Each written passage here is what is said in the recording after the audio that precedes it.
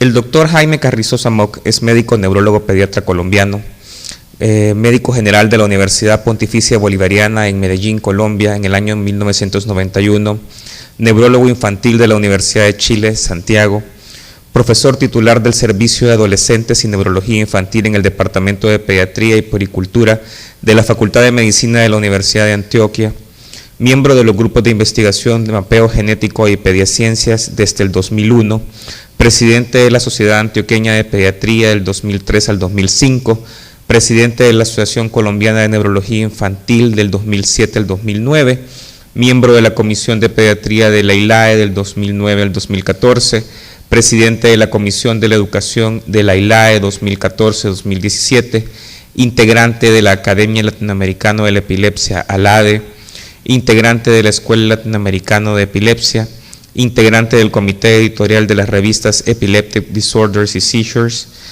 interés en investigación en las áreas de epilepsia y neurocomportamiento. Con ustedes, el doctor Carrizosa. Un gusto tenerlo aquí.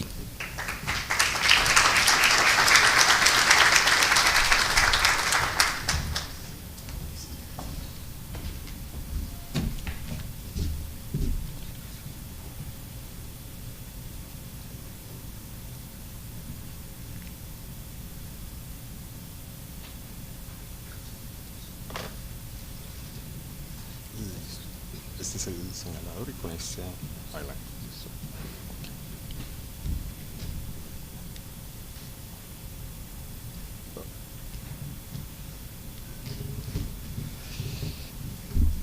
Muy buenos días a todos. Es un gusto estar aquí nuevamente. Quiero agradecer al comité organizador por la invitación y voy a tratar de abordar un tema que tiene que ver con cuidado primario. Y el cuidado primario, quiero hacer énfasis, nos compromete a todos, médicos generales, especialistas, pediatras, neurólogos infantiles, neurólogos de adultos, y en un tema que es transición en epilepsia. No tengo un conflicto de interés, salvo el poder compartir con ustedes, y en ese sentido la diapositiva podría estar llena de nombres.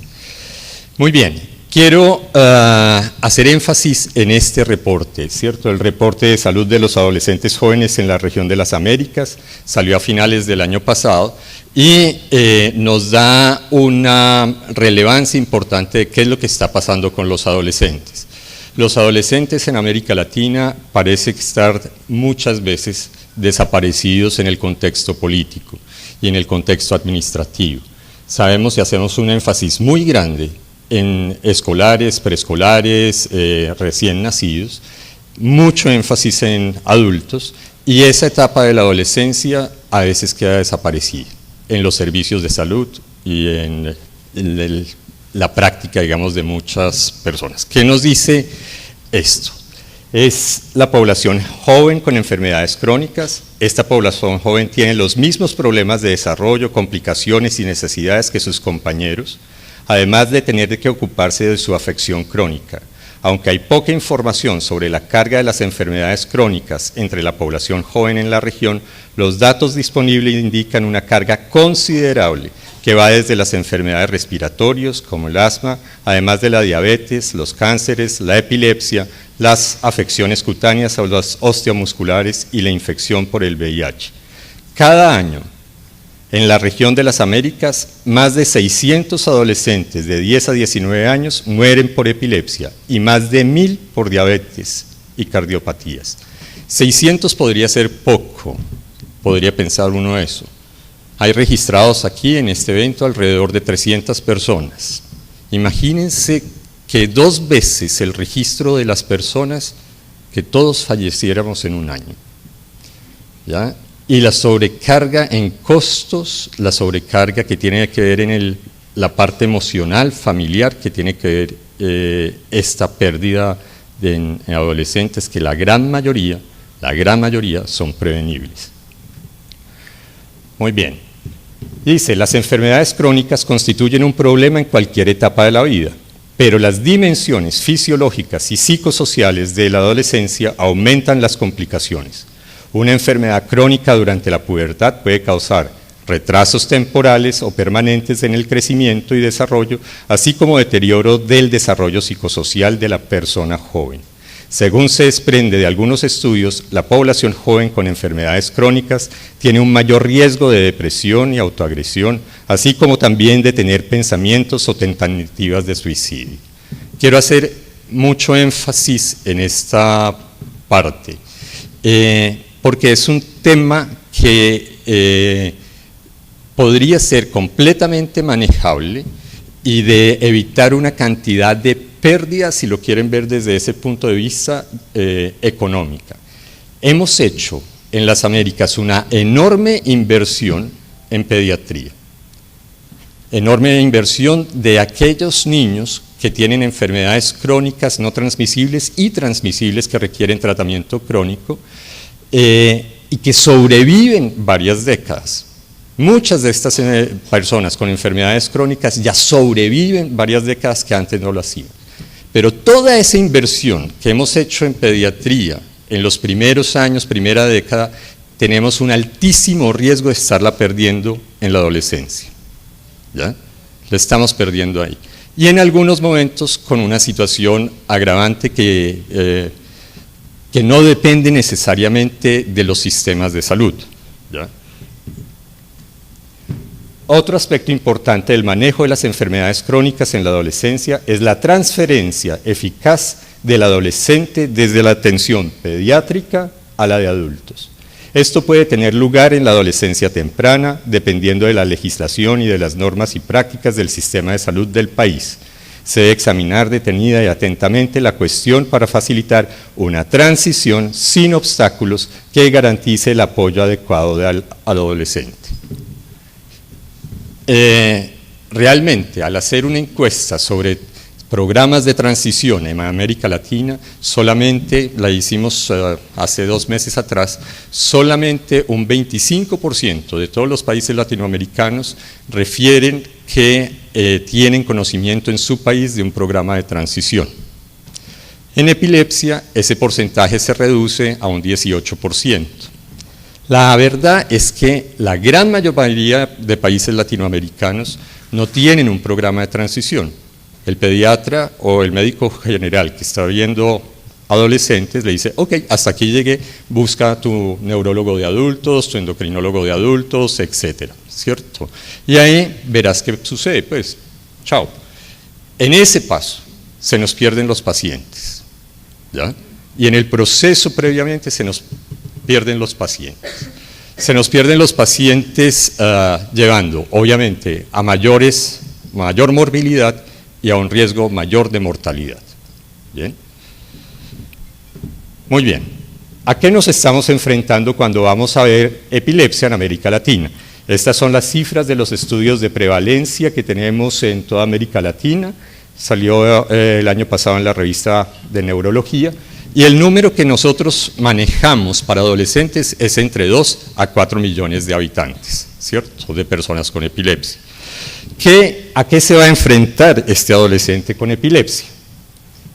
¿Ya? Va a enfrentarse obviamente a la adherencia y los efectos secundarios y al control de las crisis, si puede manejar o no manejar. Hago énfasis aquí, conducción es muy importante. El informe de la OPS sobre adolescentes en América Latina establece las primeras 3 causas de muerte en adolescentes y adultos jóvenes. Esas primeras 3 causas son homicidio, 150.000 adolescentes y adultos jóvenes en toda América Latina. Segunda causa son 50.000 accidentes de tránsito, entre esos muy probablemente personas con epilepsia. Y la tercera, suicidio. Las 2 primeras, cierto, muchas veces no dependen del sistema de salud, dependen de las políticas públicas y del quehacer político de nuestros países, cierto, la violencia y homicidio y la parte que tiene que ver con accidentes de tránsito. La exposición a sustancias psicoactivas, él tiene que saber cómo son las citas médicas, las redes de apoyo, el sueño, la actividad física, salud mental, alcohol, sexualidad, el desempeño académico, el empleo, la orientación vocacional.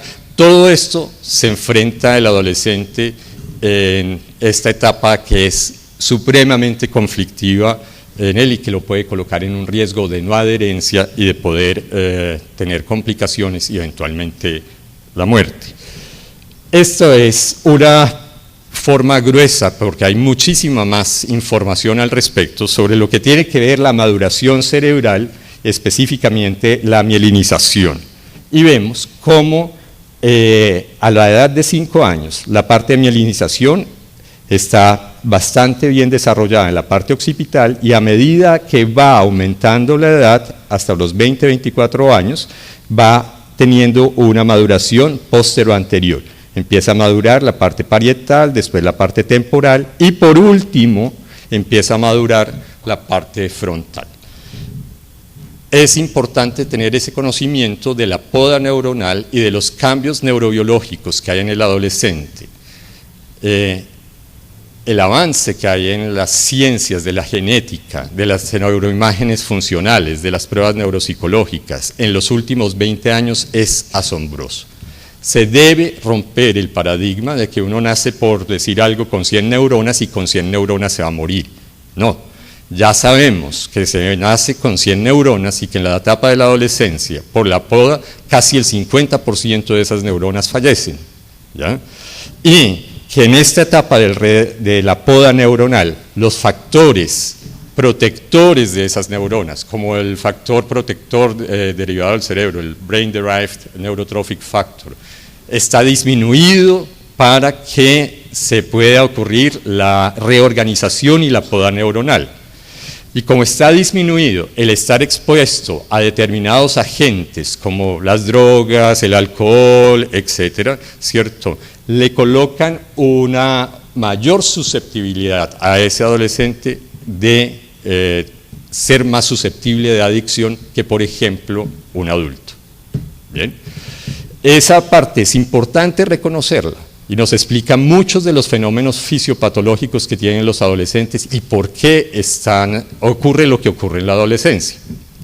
Lo otro, si sabemos que el lóbulo frontal es el último que madura, ¿ya?, el último que tiene la mielinización, y sabemos las funciones del lóbulo frontal, que es la función ejecutiva, la atención, la priorización, el pensamiento abstracto, todas las cosas, y es lo último que madura hasta los 23 años de edad, ¿cierto? También podemos explicarnos por qué el adolescente toma conductas de riesgo impulsivas sin balancear muchas veces el riesgo y el beneficio. Muy bien. Entonces, obviamente, ¿qué va a pasar? En un adolescente que no tiene un programa de transición, que no se lleva de la mano en ese programa de transición, puede suceder un caos completamente, ¿ya?, en cada uno de estos aspectos. Muy bien, ¿cómo lo vamos a tratar de ver y de colocar, digamos, en un poco de evidencia al respecto de que esto no es simplemente una cuestión de saber acompañar y no más? Este es un estudio poblacional en personas, en jóvenes noruegos con epilepsia y muestra cuál es el comportamiento sexual en ellos. Bien, entonces toman esta población donde tienen alrededor de 20.000 personas y cerca de ellos son como 140 y algo de adolescentes, ¿cierto?, que tienen epilepsia. Entonces llegan y dicen lo siguiente, ¿ya?, comparados con los controles, una mayor proporción de jóvenes con epilepsia reportó tener relaciones sexuales, 43.6% versus 35%.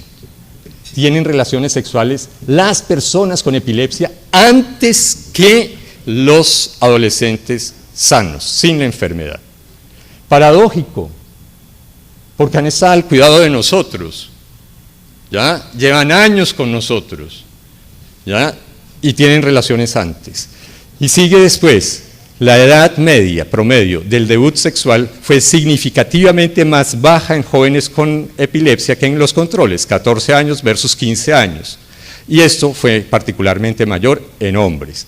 Y una proporción más elevada de jóvenes con epilepsia reportó no tener uso anticonceptivo en su última relación sexual comparada con controles. 10% de los jóvenes con epilepsia, comparado con el 2% de los controles, fueron forzados a tener relaciones sexuales. ¿Ya? Importante, ¿cómo así? Si han estado con nosotros durante años, que supuestamente los hemos visto, los hemos tratado de orientar sobre su enfermedad, sobre su epilepsia, tienen una conducta de riesgo mayor que los adolescentes sanos que no han estado con nosotros. Eso significa que el cuidado primario que hemos hecho nosotros no ha sido suficiente. Bien. El reporte de la OPS informa que el 30% de los adolescentes latinoamericanos tienen relaciones sexuales antes de los 15 años de edad. 30%. ¿Ya? Y de ellos cerca del 50% no han tenido ningún tipo de protección en su última relación sexual. El 15%, 15 a 18% de las mujeres adolescentes han tenido relaciones sexuales antes de los 15 años. ¿Ya? Entonces, hablar de sexualidad tiene que ser antes de los 15 años y probablemente lo tengamos que hacer alrededor de los 10, 11 años, si queremos intervenir en esto. Bien. Cuidado primario en enfermedad crónica. No solamente el médico general, sino el especialista, etc. Bien. Otro aspecto, estigma percibido y factores asociados en niños y adolescentes con epilepsia en Uganda. Ok, ¿por qué tomo lugares diferentes?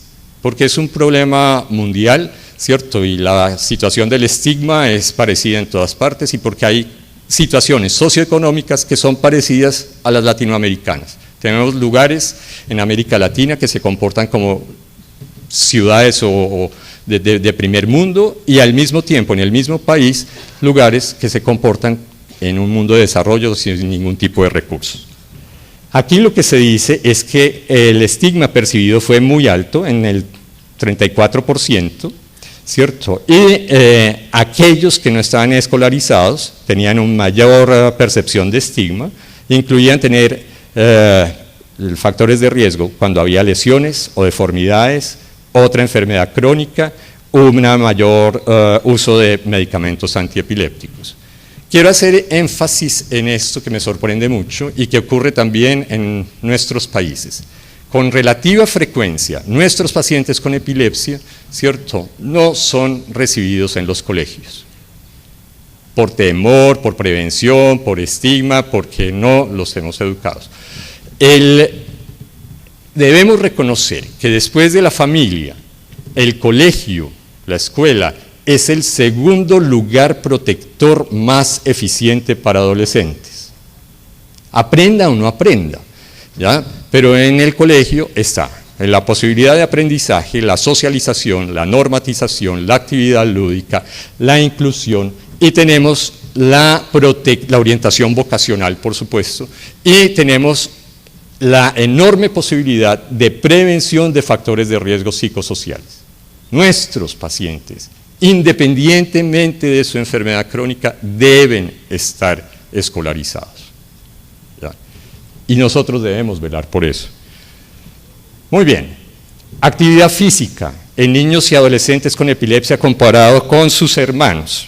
Bien, sucede exactamente lo mismo. Bien, los niños con epilepsia participan menos en actividades grupales, ¿cierto?, que sus controles, que eso eran los hermanos, ¿cierto?, y tienen sobrepeso o obesidad, mucho más. ¿Ya? Y eso no está necesariamente relacionado, ¿cierto?, con la frecuencia de las crisis, ¿ya?, ni necesariamente relacionado con lesiones previamente. Muchas veces es por temor y sobreprotección. Bien. Y el otro es el impacto de la epilepsia en el desempeño académico en niños con inteligencia normal y sin mayores comorbilidades. Un estudio de control. Bien, una revisión sistemática.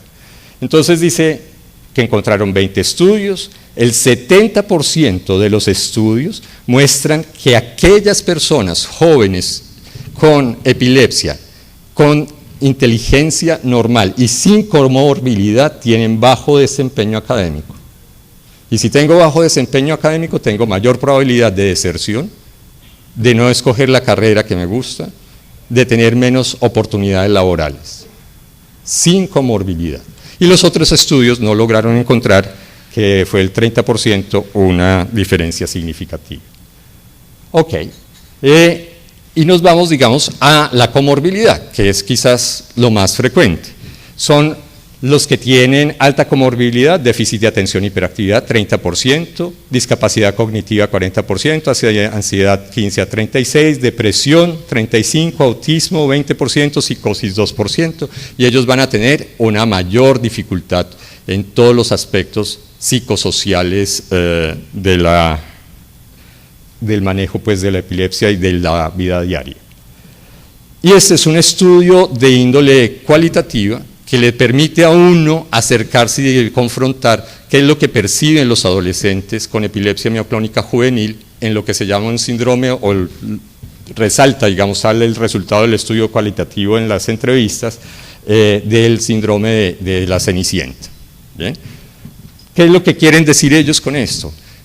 Que el trasnochar y el tomarse el trago es una condición social percibida que prevén y sienten los adolescentes con epilepsia mioclónica juvenil, que los excluye por no estar a la altura de sus pares.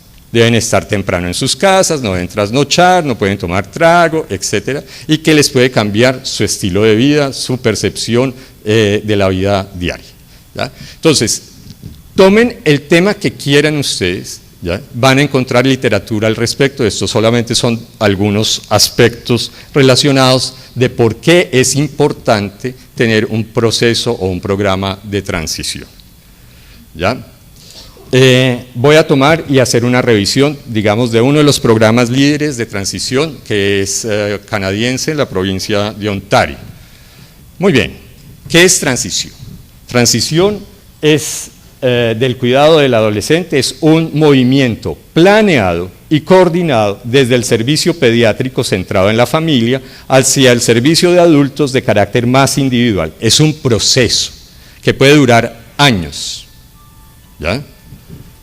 O es el empoderamiento integral del paciente o familia con una enfermedad o condición crónicas en el proceso coordinado y planeado desde el servicio pediátrico centrado en la familia al servicio de adultos, centrado en la persona. Muy bien, empoderamiento. Esa es clave fundamental e inicial en un proceso de transición. Muy importante. Empoderamiento, hacer poderoso o fuerte a un individuo o grupo social desfavorecido. En nuestro caso, los pacientes con enfermedad crónica, hoy hablando específicamente de epilepsia. Dar a alguien autoridad, influencia o conocimiento para hacer algo, ¿cierto? Y esto debe ser integral. Él debe saber sobre el diagnóstico y el manejo de sus crisis, se debe abordar salud mental y asuntos psicosociales, apoyos financieros, comunitarios y legales, y obviamente los estilos de vida saludables. Bien. La transferencia es diferente a la transición. Transferencia es la acción de pasar el paciente a un servicio de adultos. Es cuando el ideal de situaciones, yo como neurólogo infantil me reúno con el neurólogo de adultos y le digo, este es Pedrito Jaramillo, tiene una epilepsia mioclónica juvenil, le hemos hecho estos son las resonancias, este es su electroencefalograma, no le sirvió el ácido valproico, tuvo efectos secundarios por esto, tiene riesgo de depresión, estudie su orientación vocacional, es estudiar derecho, etcétera, etcétera, tal cosa, ¿bien? Y lo entrego oficial las perspectivas que tiene de ahí en adelante. Eso es la transferencia. La transición es todo el proceso que viene desde antes y que lo voy empoderando. Muy bien. Entonces, hay pasos para esto. El primero es la preparación para asistir al servicio de adultos, introducir el concepto de transición. Hey muchacho, yo te voy a orientar y te voy a llevar de la mano, digamos, en los siguientes años, de prepararte para que vayas al servicio de adultos. Ese es el primer paso. Bien, educación sobre su propia enfermedad. En tus palabras, explícame qué es epilepsia. Dime qué es. ¿Ya? Voy a Si ustedes empiezan a hacer ese ejercicio, de pronto se van a dar cuenta de que muchos de sus pacientes no tienen idea que tienen. ¿Ya? Es sorprendente, desde que me empecé a interesar en este tema, quedé sorprendido y cada vez me encuentro con esa situación. Explícame qué tienes. No, unas convulsiones. Sí, pero ¿cuál? ¿Y por qué se da? ¿Cierto? Y eso, o sea, el proceso de transición empieza cuando uno va educando a su paciente de qué tiene. Voy a dar un ejemplo sencillo, diferente. Tú tienes asma, ¿cierto? ¿Qué es asma? Mira, y es un niño de 8 años. Nosotros respiramos a través de los pulmones tienen unos tubitos, esos tubitos se llaman bronquios, ¿bien? Esos bronquios se cierran y no permiten que pase el aire hacia adentro y salga. Y después se abren y pasa la crisis de asma. El niño ya tiene 10 años, ok. Esos tubitos son bronquios, ¿cierto? Y se inflaman, se llenan de líquidos, de mocos, de tal cosa, ¿cierto? Que se llama de esta forma, tal cuestión y tal. Y vamos mejorando.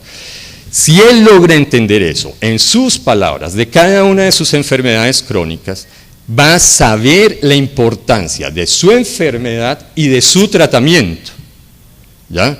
Y no seguirlo así como a la loca de qué es lo que me dicen y a dónde voy. Esa parte es muy, muy importante. ¿Qué tengo? ¿Qué espero de mi enfermedad? No es que me recite Nelson o Harrison o lo que fuera de los tratados. En tus palabras, tu enfermedad, ¿cómo es? Bien. Y ahí se debe cubrir las necesidades de información y capacidades para mayor autonomía, buscar y construir servicios para adultos con discapacidad, gran dificultad en mundo desarrollado y en desarrollo, ¿cierto?, para las personas con discapacidad, y determinar la edad de transferencia, cuando estoy listo para pasar al servicio de adultos. Muy bien, seguimos en el primer paso, desarrollar un plan de transición individual, proveer información específica sobre preocupaciones, riesgos, intereses, etcétera, y empoderamiento del autocuidado. Bien, esto ocurre entre los 12 a 17 años de edad en ese programa. En lo posible, en la fase final de transición, 17-18 años, hacer una reunión entre el neuropediatra y neurólogo de adultos junto con el paciente y su familia, seguimiento y evaluación del proceso de transición. Los canadienses incluyen aquí el médico general, el médico comunitario y sorprendentemente para mí están muy, muy desarrollados viendo esto, tienen el neurólogo infantil comunitario y el neurólogo de adultos comunitario. ¿Ya? Nos bajan de nivel y nos sacan del tercer, cuarto nivel de allá arriba, sino nos colocan en un trabajo conjunto. Muy bien, paso 2, identificar el adolescente con riesgo de una pobre transición. ¿Ya? Paciente que tiene una adherencia terapéutica inconsistente. Cerca del 30 al 40% de los adolescentes con cualquier enfermedad crónica tienen fallas terapéuticas. ¿No? La adolescencia es la etapa de la inmortalidad, ¿cierto? Acuérdense todos ustedes de adolescentes, uno es capaz de trasnochar 2, 3 noches y sigue al día siguiente bien, ve el amanecer 3 días seguidos y no importa, ¿cierto? Aguanta el frío, el calor, se propone los ideales más grandes y los logra hacer, sorprendentemente los logra hacer. Y llega cualquier enfermedad de estas, cualquiera, ¿cierto? Y le quita eso, ¿ya? Y empieza a haber un conflicto, ya, yo no estoy enfermo, y menos si no he tenido crisis en tanto tiempo, ¿ya? Y suspendo el tratamiento. El riesgo de embarazo no planeado, ya lo vimos, ya lo hablamos, altísimo el riesgo, y las consecuencias que tiene, digamos, sobre la enfermedad, sobre el efecto teratogénico de los medicamentos, el embarazo de alto riesgo que tienen los adolescentes, las adolescentes que quedan en embarazo, conducción y crisis epilépticas y comorbilidad. Identificar las brechas de conocimiento.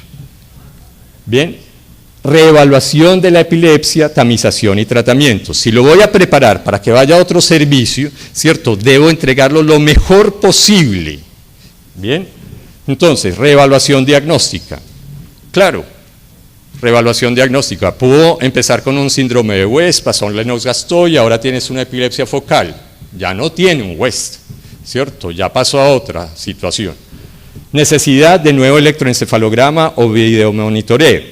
Si requiere o no neuroimágenes, pruebas genéticas, tamización y necesidad de sobresalud mental, tratamiento de neuromodulación, estimulación de nervio vago, etcétera, y dieta cetogénica. ¿Cuántos neurólogos de adultos manejan dieta cetogénica? ¿Ya? Dilema grande.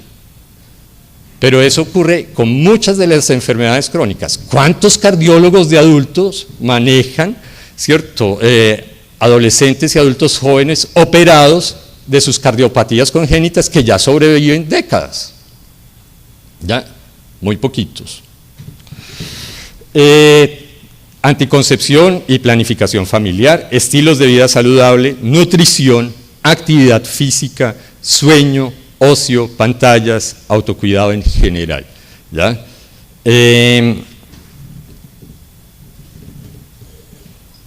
Reevaluación diagnóstica, como decíamos, síndrome de West, que pasa y termina en una epilepsia focal. ¿En quienes se pide un nuevo estudio electroencefalográfico?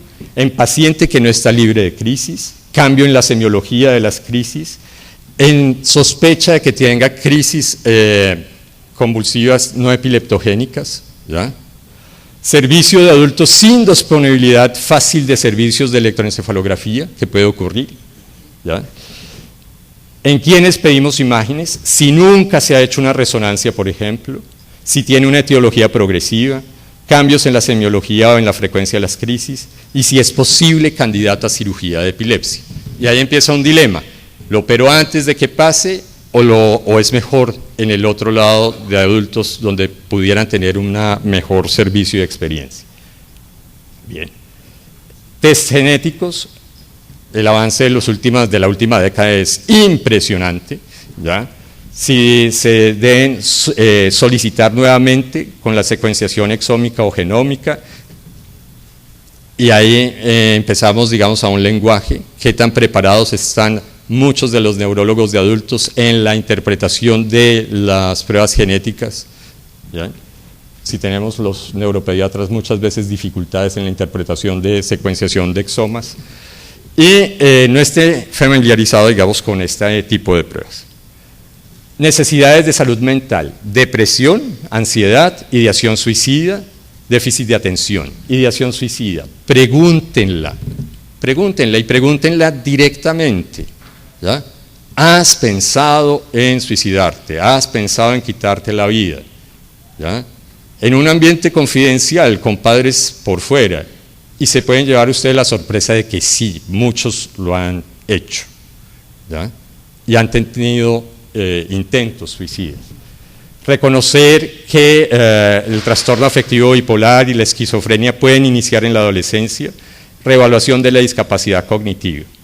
Y para eso hay una serie de cuestionarios, ¿cierto?, de Estados Unidos, el GAINS, el MFQ, el THREADS, Transition, Home, Medication, Education, Activity, Peers, Drugs, Suicidio y Autoimagen, el HEDS, y nosotros tenemos uno que se llama Adolescente, que tratamos de incorporar, digamos, en el servicio, ¿ya? A cada letra, ánimo, armas, automóviles. ¿Por qué armas? Porque la primera causa de muerte en América Latina es homicidio. Y aquel que tenga armas en su casa y las esté portando, tiene 7 veces más posibilidades de morir. Y de pronto cuando uno habla de eso dice, hey, tenés 7 veces más posibilidades de morir, ¿cierto? ¿Será que puedes salir de eso, no tenerla en la casa, estar en otra condición? Ok, es posible que lo logremos, ¿ya? Pero indague, es posible que no lo logremos. Listo. De drogas, ¿ya? O ocio, licor, enfermedades, conocimiento, digamos, de adaptación, separación, espiritualidad va inclusive ahí, ¿ya? Ecología se trabaja también ahí, salud, sueño, suicidio, la casa, la composición, relacionamiento, identificación de riesgos, ejercicio, actividad física, impresionante. Solamente el 20% de nuestros adolescentes latinoamericanos, con y sin enfermedad, hacen la recomendación de actividad física de la OMS. Son 5 horas a la semana, 1 hora diaria, 5 veces al día. 5 veces a la semana, 1 hora diaria, 5 veces a la semana. Solo el 20%. Bien. Actividad física previene la aparición de enfermedades crónicas. Es enorme lo que hay, digamos, al respecto. Nos mejora la parte cardiovascular, la parte neuromuscular, ¿cierto? La socialización, el estado de ánimo, mejora la velocidad de procesamiento neuropsicológico, mejora la memoria, mejora el aprendizaje, ¿cierto? Mejora la creatividad. El ejercicio se lo trato de vender a los adolescentes como un alimento de las neuronas, ¿ya? Deberíamos hacer mucho más ejercicio. En nutrición, ¿cierto? Televisión, redes sociales, pantallas, adicción enorme, enorme. Y los americanos están teniendo una exposición a pantallas de alrededor de 6 a 7 horas. 6 a 7 horas significa 3 meses al año solo en pantallas. Con 2 horas ustedes tienen todo enero solo expuestos a pantallas. Con 2 horas no más. El estudio colombiano muestra 4.5 horas ¿ya? De exposición a pantallas. Y la información que hay en pantallas es diversa, diversa. Tienen ustedes acceso a pornografía, a redes que malinterpretan algunas enfermedades. No sé si ustedes han visto las páginas web que tienen que ver, por ejemplo, por anorexia y bulimia. Te presento a Ana, te presento a tal, una es anorexia, la otra es bulimia, es una opción de vida tuya, eso de la anorexia y la bulimia es una enfermedad es un invento de los médicos, es algo natural.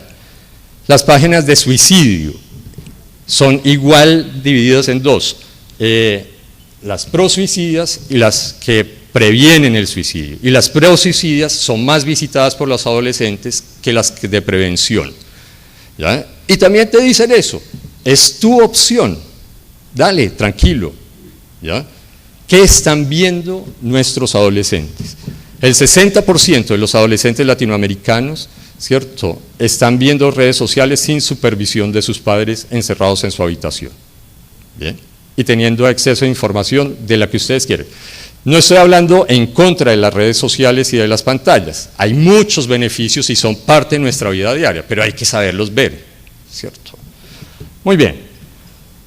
En la reevaluación de la epilepsia y de la tamización entra la parte de neuromodulación y dieta cetogénica, la anticoncepción y planificación familiar, que hay que ver la interacción farmacológica de los anticonceptivos, la consejería genética que puede tener, la suplementación de hierro y ácido fólico, y hablar sobre el riesgo de teratogenicidad. Bien, y nuevamente reforzar los estilos de vida saludable, de nutrición, deporte, sueño, pantallas y autocuidado. El paso 4 es el apoyo financiero comunitario, social y legal. Instruirlos sobre los derechos constitucionales y legales, ¿cierto? Hay leyes de epilepsia en algunos países, hay leyes de discapacidad, hay leyes de enfermedades huérfanas, hay leyes de tener acceso a estos servicios. Bien, muchos de nuestros pacientes no lo saben, lo sabemos nosotros y a veces no se los decimos. Derechos de asistencia social y educación, cuál es el mejor aseguramiento, si hay grupos de apoyo, orientación vocacional y profesional, adolescentes con epilepsia mioclónica juvenil que quieren ser pilotos, que quieren entrar a las Fuerzas Armadas, hacer carrera militar y que probablemente hay que decirles, ok, o sea, hacen unas adaptaciones, digamos, a la parte de la carrera militar, que lo han hecho, por ejemplo, en Uruguay, ¿ya? Tú puedes entrar y hacer carrera militar, pero no vas a manejar armas, sino entras al servicio de informática, de inteligencia, etcétera, etcétera, ¿ya? O hay una aviación, sí, qué pena, no puedes entrar, ¿cierto? ¿Ya? Educación en epilepsia para amigos, familiares, profesores y empleadores. Porque es muy importante la parte de la familia y de los amigos. La familia es el ambiente protector y de una transición suave hacia la vida adulta más favorable. El segundo es la escuela y el tercero son los amigos. Y es solamente preguntarse, ustedes tienen amigos de colegio y los amigos de colegio son en general los amigos de toda la vida. Y ustedes cuidan a sus amigos de colegio y esos los cuidan a ustedes. Y si ustedes van de la mano con ellos, ¿cierto?, van a entender todo lo que pasa. Cultiva a tus amigos, cuídalos. Ellos te van a querer y yo los voy a querer. Es el tercer factor protector en un proceso de transición favorable para una transición suavecita. Y es con el cual yo puedo hablar y decir, tengo esta enfermedad, me pasa esto, tal cosa, lo uno y lo otro, y pueden manejar muchas de las situaciones difíciles en enfermedades crónicas de manera más favorable. Hay que informarlos. Igualmente empleadores, la parte de empleadores es muy importante velar por los derechos que tienen las personas con epilepsia en los empleos. Todo va muy bien hasta que se enteran que tiene epilepsia y de alguna u otra forma tratan de irlo sacando. Paso 5, involucrar al médico de familia y de atención primaria en salud. ¿Por qué? Epilepsia es una de las enfermedades prevalentes más frecuentes en neurología. El 60 al 70% debería ser manejada por el médico general, el médico comunitario, etcétera, ¿cierto? El 30% debería estar en el tercer, cuarto nivel con los especialistas. Y así sucede con la gran mayoría de enfermedades crónicas prevalentes. Entonces deberíamos, en transición, trabajar muy de la mano con el médico de familia, con el médico de segundo nivel, independientemente si es médico general, comunitario, internista, pediatra, etcétera, y nosotros estar yendo, digamos, a un segundo nivel. Y el paso 6 es tener el paquete de transferencia pediátrico listo, ¿ya? O sea, entregarle al colega de adultos toda la información de una forma, ya sea personal o escrita, al médico de adultos. Si nosotros logramos eso, ¿ya?, con un cuestionario de preparación listo, con una historia clínica completa, remisiones e interconsultas, las metas de cuidado y los apoyos sociales y comunitarios y legales, probablemente estamos aportando de manera significativa a evitar complicaciones y eventualmente la muerte en todas las pacientes con enfermedad crónica. Ellos en Canadá utilizan este checklist para ver si la persona el adolescente ya está listo para pasar a un servicio de adultos. Y ustedes pueden ver, puedo describir mi condición de salud, ¿cierto?, y explicar mi condición y las necesidades a otros. Con eso empiezo. ¿Qué es lo que tengo? Bien. Entonces dice, no, estoy en proceso, sí, lo he intentado y sí, me lo sé, ¿cierto? ¿Ya? Sé en el evento de una crisis o de una emergencia a dónde acudo. Muy bien. Y así lo hacen, un checklist de preparación, digamos, del adolescente, y otro que pueden completar los padres. Bien. Entonces, por ejemplo, y hablo a veces con mis estudiantes, ¿cuándo está listo el adolescente para pasar a un servicio de adultos? Ok, cuando recorrimos todos estos puntos y los chuleamos, ok, pero cuando ese adolescente es capaz de pedir por sí solo su cita médica, por sí solo, no que se lo haga la mamá, ni el hermano, ni la empleada, ni nadie, él. ¿Dónde se consiguen los medicamentos? ¿Cuáles son los trámites que tengo que hacer? Ahí soy autónomo, ¿verdad? En ese momento. Y eso en Casa de Herreros a asadón de palo, ¿cierto? Mi hija tiene un hipotiroidismo por tiroiditis de Hashimoto, 23 años, 7 años en tratamiento con Eutirox, y hace 4 meses, un domingo llegué y dice, se me acabó, ¿cierto? Y ¿cuándo me consiguen? ¿Cierto? ¿Ya? Momentico, 23 años, ¿cierto? ¿Cómo así? ¿Tú sabes dónde es? ¿Tú sabes dónde? Pues, ¿Quién te pide las citas? Nosotros se las pedimos, ¿ya? Nosotros le conseguimos el medicamento, no ella. Si yo le pregunto a mi hija qué es hipotiroidismo de Hashimoto, no tiene idea, ¿ya? Listo, en casa de herreros hasta dónde palo, ok, fustigado, ¿ya? Pero ahí va. En el momento en que ella necesitara por sí sola una situación de emergencia o algo así, no sabría dónde hacerlo, ¿ya? Sigue siendo dependiente, muy nuestro, muy latinoamericano, porque nos gusta tener a nuestros hijos en las casas y no los espantamos a partir de los 16 de que se vayan, no, ¿ya? Ok, ¿qué desafíos hay? Distribución geográfica de servicios de salud. Eso ha ocurrido en Europa, en algunos de los centros. Llegan y dicen, sí, yo tengo el hospital pediátrico aquí y el de adultos queda al otro lado, no me logro contactar con el neurólogo de adultos, ¿cierto? Esto queda lejos de la casa del paciente, etcétera, y puede ser un riesgo, eventualmente, en esa situación de seguimiento de los pacientes. El neurólogo de adultos a cargo de enfermedades pediátricas y que no tenga suficiente conocimiento de eso. Neurólogo de adultos tratando síndrome de Dravet, ¿cierto? ¡Wow! Síndrome de Rett en un neurólogo de adultos. Bien, necesitamos una conversación mucho más cercana de instrucción y acercamiento. En la encuesta que hicimos para América Latina, colocan como factor de riesgo para no desarrollar un buen proceso de transición que entre neurólogos pediatras y de adultos no nos hablamos, ¿ya? Costos de la estrategia de transición, bien, porque todos piensan que debe ser un equipo multidisciplinario con una cantidad de gente, tercer nivel y todo. No es necesario tanto parafernalia. Tú tienes tu paciente, le haces control 2, 3 veces al año, lo examinas, ves cómo está su medicación y llega y le decís, ok, contame tu enfermedad. Para la siguiente vez vamos a hablar de sexo.